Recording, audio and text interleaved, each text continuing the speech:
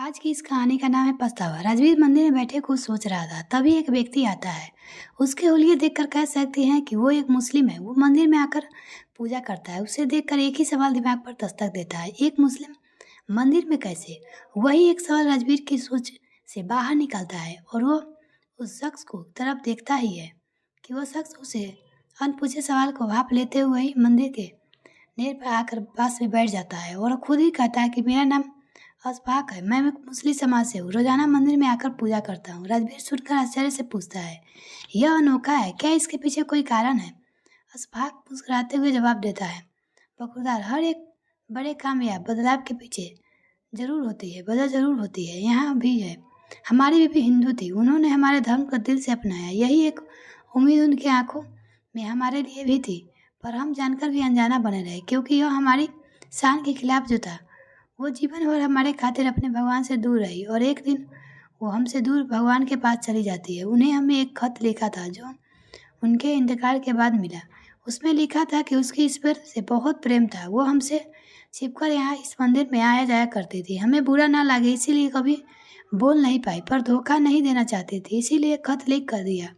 उन्होंने हमारे प्यार के खातिर, हमारे अभिमान के खातिर अपनी इच्छा कभी जाहिर ना की, पर मरते मरते वो हमें सच कहकर गई। हमें तो प्यार की कीमत समझ आई, इसीलिए उन्होंने जाने के बाद ही सही, पर हमने उनकी एक इच्छा पूरा की। अशफाक की बात खत्म हो जाती है। दोनों कुछ देर खामोशी से बैठ जाते हैं। अशफाक की बातें राजवीर के चेहरे की बेचैनी सी है, जिसे देखकर अशफाक सभी से पूछता है, जनाब, आप कुछ परेशान लग रहे हो। राजवीर कुछ असहज हो जाता है और कहता है, नहीं, ऐसा कुछ नहीं है। अशफाक कहता है, बखुरदार, आपकी बेचैनी देखकर कह सकता हूँ कि आप किसी सच से भाग रहे हैं। राजवीर तेजी से वहाँ से उठकर जाने लगता है, जैसे अशफाक उसकी कोई चोरी पकड़ ली है। अशफाक उसे रोकता है। राजवीर तेजी से वहाँ से निकलकर अपनी कार में बैठ चला जाता है। राजवीर के दिमाग में अशफाक की सारी बात घूमने लगती है। राजवीर ने रात भर नींद नहीं आती। सुबह होते ही वो फिर मंदिर में जाकर बैठ जाता है। फिर से उसकी मुलाकात अशफाक से होती है। अशफाक राजवीर के पास आकर बैठ जाता है। अशफाक समझ रहा है कि राजवीर उसे कुछ कहना चाहता है, पर अशफाक चाहता है कि राजवीर खुद अपने अभिमान को तोड़कर सच को उनके सामने रखे, जिसे वो भाग रहा है। पर वही राजवीर चाहता है कि अशफाक उसके आगे से सवाल करे, पर राजवीर कुछ नहीं बोल पाता। 2-3 दिन यही चलता रहता। आखिरकार एक दिन राजवीर खामोशी तोड़ते बोलता, असल में मेरी नौकरी में थी दिक्कत है, बस इसीलिए परेशान। अशफाक जोर जोर से हंसने लगता है। बखुरदार, इतने दिनों बाद अपनी खामोशी तोड़ी भी तो झूठ बोलने के लिए। मियाँ, हमारे बाल धूप से सफ़ेद नहीं हुए। आपका चेहरा साफ कह रहा है कि आप खुद से खफा है। खुद की गलती मानने की हिम्मत नहीं है। आप इस पुरुष प्रधान समाज के वही पुरुष है जो अपने मन रूपी अकड़ से इतने जकड़ गए हैं कि सच की स्वीकार नहीं कर पाते। अशफाक राजवीर को उसके असली रूप में पहचान करवाता। राजवीर को दिल पर एक बोझ है जिसे वो खुलकर नहीं कह पाता, और आज वो अपने जीवन के एक पहलू को अशफाक के सामने रखता है और कहता है, मैं एक मॉडर्न लड़की से शादी करना चाहता था, पर मेरे माता पिता ने मेरी शादी गांव की लड़की शिखा से करा दी है। मैं उसे ठीक से बात तक नहीं करता था। वो मेरे परिवार के साथ ऐसे घुल मिल गई कि जैसे बरसों से उनके साथ रह रही हो। मुझे ये भी पसंद नहीं आ रहा था, फिर भी वो मेरी हर ज़रूरत को बिना कहे पूरा कर देती थी। मैं तरक्की पर तरक्की कर रहा था।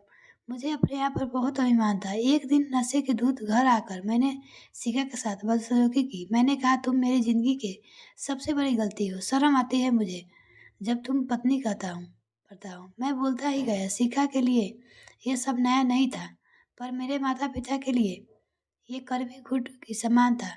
बिना मुझसे बात किए वो शिखा को अपने साथ ले गए। मैंने ऐसे बिहेव किया जैसे मुझे काले पानी की सज़ा से मुक्ति मिल गई हो। जाते वक्त शिखा ने मेरी मेज पर एक डायरी रखी थी जिसमें मेरी सारी ज़रूरतें की लिस्ट थी।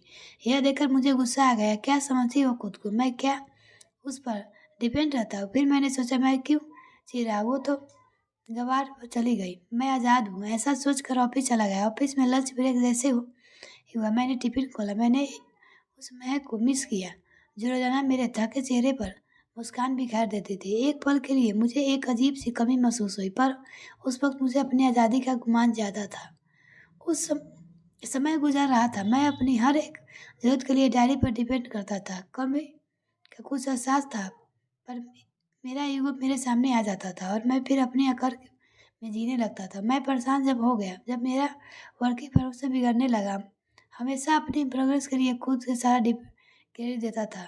मैंने ये मानना ही नहीं चाहता था कि मेरी प्रोग्रेस में शिखा का भी पूरा हाथ है था। उसी कारण मैं जीवन की कई छोटी बड़ी परेशानियां और जिम्मेदारी से बहुत दूर था और केवल अपने काम पर फोकस करता था।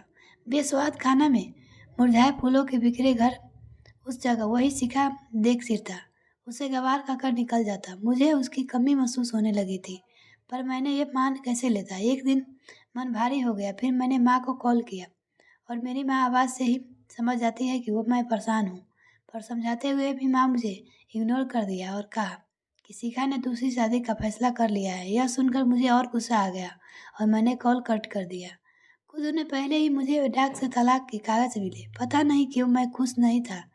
मैं चाहता था कि शिखा मेरी ज़िंदगी से दूर हो जाए, पर आज मैं बेचैन हूँ।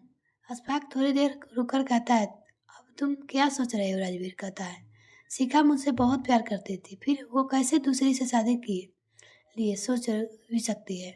अशफाक कहता है, वाह मियाँ, क्या अभी वो आपसे पूछेगी कि आगे बढ़ या नहीं?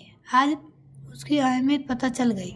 तब भी उसके सच कहने से झिझक रहे थे। सब कुछ सामने है, पर फिर भी माफ़ी मांगने में खुद का छोटा महसूस कर रहा हूँ मियाँ।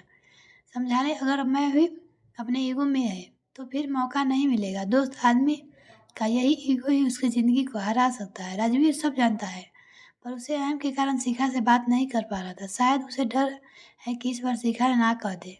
अशफाक राजवीर को झंझट कर कहता है कि जब मैं अशफाक होकर तुम्हारी बीवी के खातिर मंदिर जा सकता हूँ, तो क्या तुम एक सच स्वीकार नहीं कर सकते? राजवीर ने अशफाक की बात दिल पर लग जाती है। वो कॉल तो नहीं की, पर शिखा को मैसेज करता है। मैसेज डेली होती है। उधर से कॉल आता है और दोनों के बीच लंबी बातें होती है और यह एक लंबा कॉल दोनों को वापस मिला देता है। दोस्त एक परकेट डिस्चार्ज बाद शिखा एक पल नहीं रुकती और कॉल कर देती है। और यह एक औरत का दिल है। वो जिससे प्यार करती उसके कभी नहीं झुकाती और वो ही एक आदमी हर उस औरत को झुकाता है जो उससे प्यार करता है। मिलते हैं फिर नेक्स्ट वीडियो फ्रेंड किसी और कहानी के साथ। तब तक के लिए बाय।